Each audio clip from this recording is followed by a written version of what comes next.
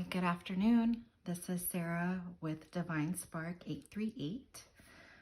I am going to do a spiritual guidance reading, and then after that I will pivot and do some messages for those who are looking for messages from your person.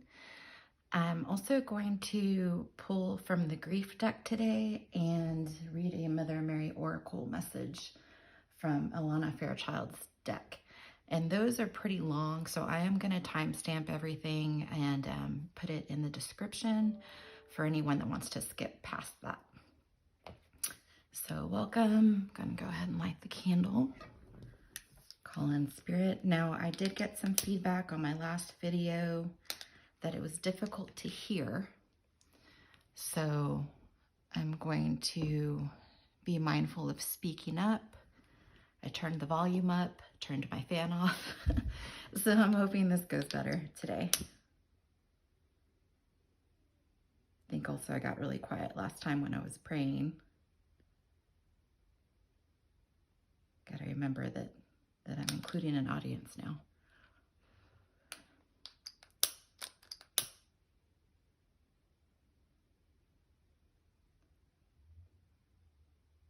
Archangel Michael, spirit guides.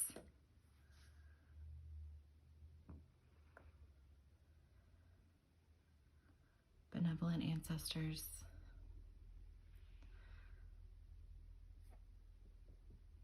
Please help us to hold sacred space. And that the messages that we bring through are clear and concise for the highest good of the listener and myself, and may they be soothing to the spirit and the nervous system.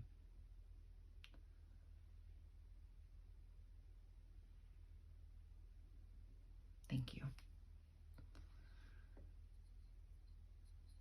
Okay, so when I was getting ready for this today, I had, I often get songs stuck in my head, or just certain lyrics playing, and the one that was stuck in my head this morning is What Was I Made For by Billie Eilish. And so because it kept coming back, I went ahead and looked up the lyrics, and the lyrics that stuck with me are, I don't know how to feel, but I want to try, think I forgot how to be happy.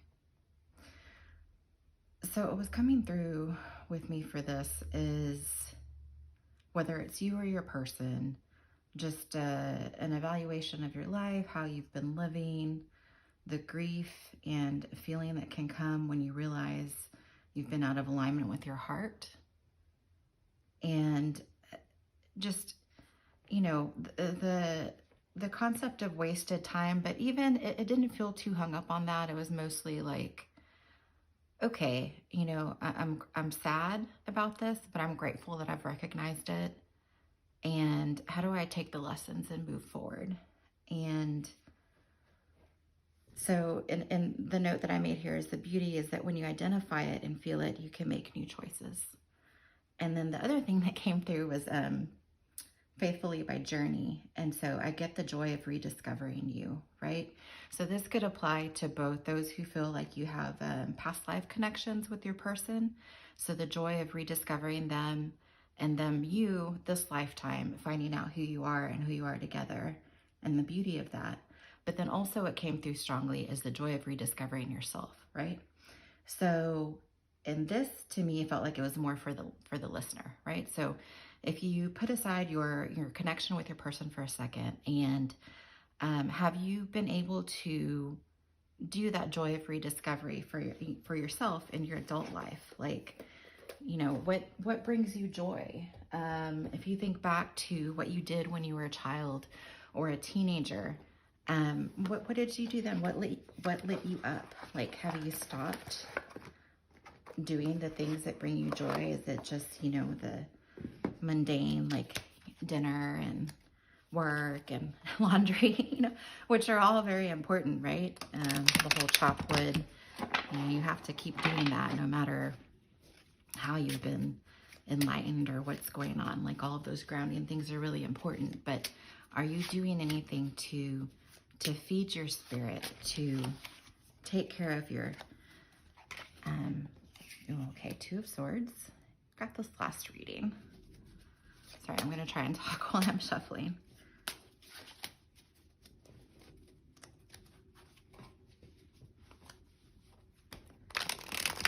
You know, even just putting music on while you're doing dishes or cooking and dancing around, you know, until you feel the joy. I think that's the most important thing, is to feel that feeling of joy in your heart.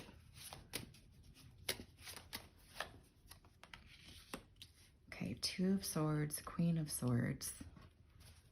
And I'm using the Tarot of the Divine today.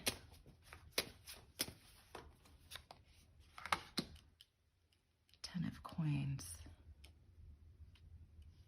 Okay, so no water or fire. Got swords and coins. Last card. The Hermit.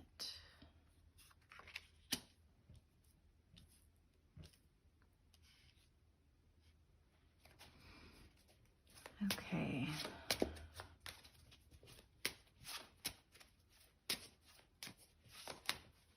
Okay, I think I'm going to stop here. All right, so this is last time. Person's still holding, has not made that decision yet. And in this particular deck, I know that one of the things in the description is that you can only hold in this pattern for so long, right? You're gonna have to make a decision. So time's basically running out for you to do that. And Queen of Swords. Okay, let me look up for this particular deck. This beautiful imagery on this card. Okay, Turandot, China Arabic folktale. The Queen of Swords is a fierce and exacting force. Turandot does not forget betrayal, so her judgments, while fair and principled, seem brutal and cold. Still, she is open-minded and intelligent, and can be charming and witty when she chooses. All right, Upright, protection, meaningful criticism, tough love, skepticism, and intelligence.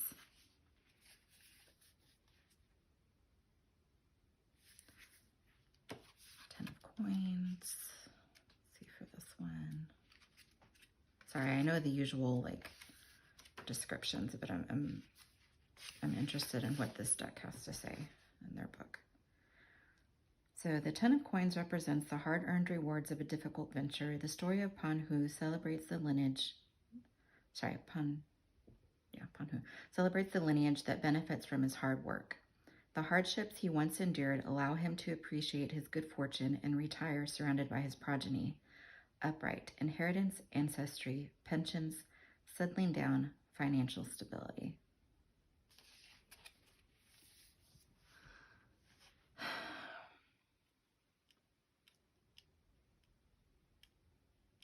Okay, now what came through first was this Queen of Swords, of course, being you, if you're the divine feminine, and them having to pass through you due to having done wrong in the past and not sure, you know, if you're going to cut them with the sword or let them pass. But what I'm also getting is whether, you know, this feels either like an established, and again, this is one of those things, take it if it resonates, it's specific, an established wife or mother figure who kind of like holds the purse strings, even though this is a sword, but their word having the final say over whether this masculine can access their abundance. Now, granted, there are different forms of abundance. You know, there's family, there's love, there's your creative spark, there's, you know, of course, money as well. But I'm getting the tie to the finances. So it's part of why this person is stuck in this Two of Swords energy.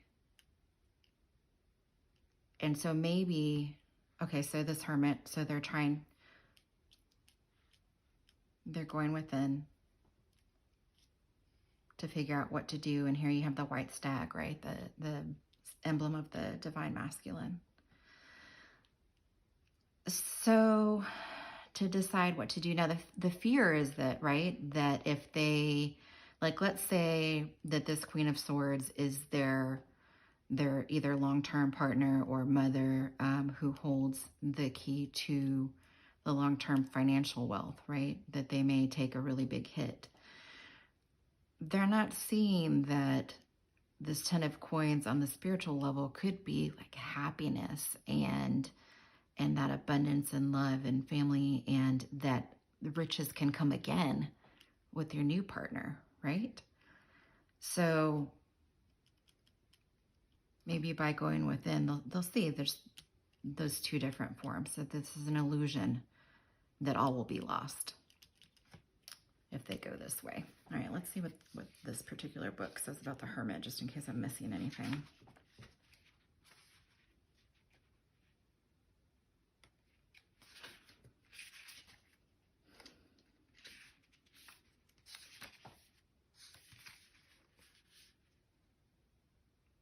Okay, the Hermit represents solitude and leaving responsibilities behind to focus inward. In the Celtic myth, the elusive white stag encourages people to drop everything and pursue spirituality. Upright, introspection, withdrawal, prudence, insight, meditation. Okay, so that's what the tarot is saying today. That's your message today. Only take it if it resonates. If it doesn't feel like it applies to your counterpart and it applies to you, then go ahead and accept that as your own. Because the energy that I was feeling today was so, I'm going to go ahead and pick this up, was so kind of like sad. It wasn't like full on, you know, like despair, but just a lot of sadness. And so I would like to pull a grief card. So here, it says the grief deck, rituals, meditations, and tools for moving through loss. And then after that, I'm going to pull from the Mother Mary Oracle. So this is kind of like what we can do to kind of nurture ourselves through this grief. And then Mother Mary for sort of that healing balm.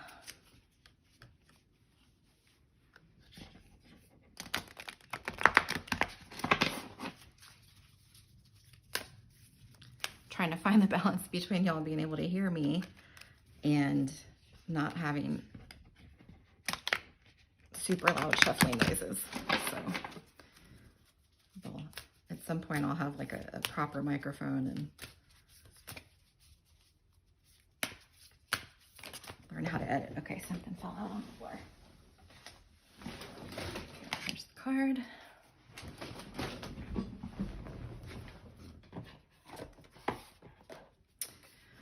Okay. Processing grief.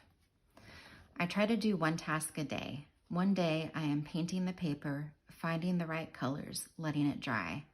On another day, I'm ready to rip it up. Sit and rip and rip and rip. I rip into similar shapes and sizes, finding a rhythm, making a pile of the pieces. I may rip a different color on another day.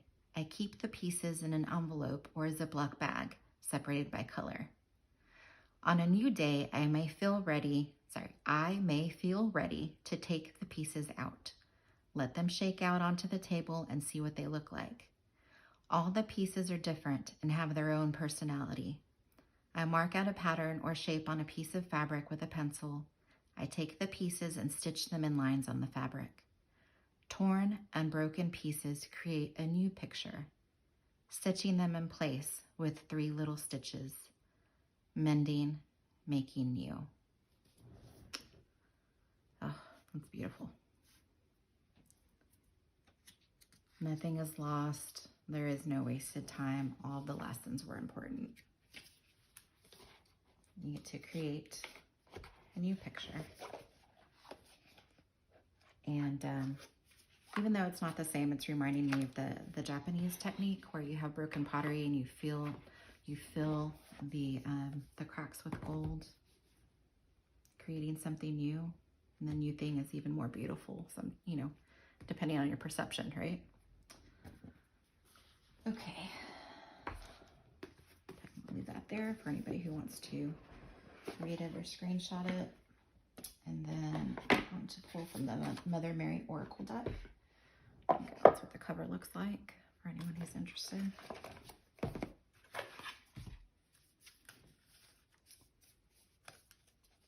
Now, I do love Alana Fairchild's decks, but the descriptions are often really long. So for those of you who are not up for that, just, you know, feel free to click away or click onto the messages from your person.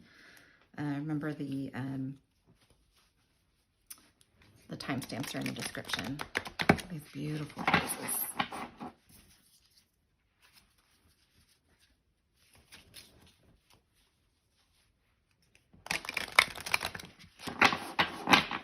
Okay, I'm gonna move this because I keep knocking it over. Again, there's those little torn pieces of paper. You can even try that. If you have some construction paper or something. A way to connect with your inner child too, or merge the inner child with the adult, the one that's grieving right now. Okay, Our Lady of Charity, number 44. And then at the bottom, hold on, it says, Yo soy la Virgen de la Caridad.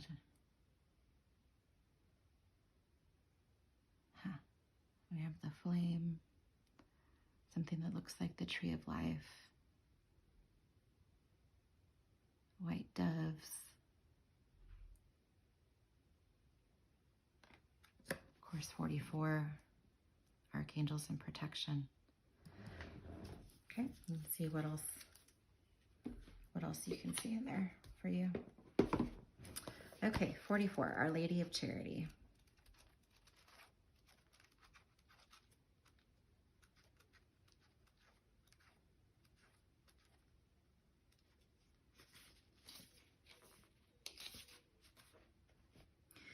I call upon my strongest children to aid those in need. I will empower your purpose and act through you. My powers are vast enough to keep you safe and protected, no matter where you may be. Fear not and maintain your focus on me. I shall guide you, my beloved. Being a healer is not always a professional choice. Sometimes we are simply healers in how we are in the world. And sometimes those with a particular ability to love the Divine Mother are asked by her to be present in particular environments in need of healing. Those environments are often the darkest ones that are most in need of her light. They may be toxic office environments or judgmental families trapped in fear and shame. Or the environment may be a relationship with a person that is in need of loving affection. Far from becoming a martyr or victim, a healer, even if one doesn't know one is a healer in that situation, at first, will benefit from allowing the mother to work through him or her in these circumstances. The benefits might be material support or opportunities to learn or experience something new, but they will always include spiritual development. We may have to learn how to stay focused on the love of the Holy Mother when all around us seems crazy with fear. We may have to learn how to love ourselves and not take another's difficulty with love personally. We might have to learn how to see that another's judgments have everything to do with them and not necessarily anything to do with us at all. We might learn strength, compassion, incredible tolerance, and great trust in such situations. When the time comes for us to leave those situations behind, we might also be ready to move into new situations that are more supportive of us, which we can consider a thank you gift from Our Lady of Charity. She does not ask her children to provide charity according to their capacity, but also dispenses it freely upon those who pray to her. Our Lady of Charity provides special protection to those who seek to serve others. She is a graceful protector and powerful divine channel for miracles. It is said in the stories of Our Lady of Charity that 3 men in a boat became trapped in a violent storm and prayed to the Divine Mother Mary for her help. The sky suddenly cleared and became golden and peaceful, and upon the sea a small statue of the Mother Mary was found, miraculously remaining dry even though floating on the ocean. This story speaks of her grace, her power to respond so helpfully when we pray to her for protection and assistance with sincere trust.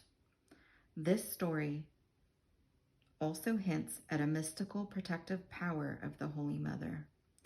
In her grace, when you are entrusted with an act of charity, no matter what surrounds you, be it evil or despair, negativity or fear, if you focus on prayer to her, you shall remain unharmed, dry even in the ocean. This mystical power is also helpful for those of us who want to see the truth that has been hiding behind an illusion. It might be the lies or deception of another or a corporation that we want to have unveiled so that healing can occur. In this case, we pray to Our Lady of Charity for her assistance, as her power is far greater than any illusion or deception.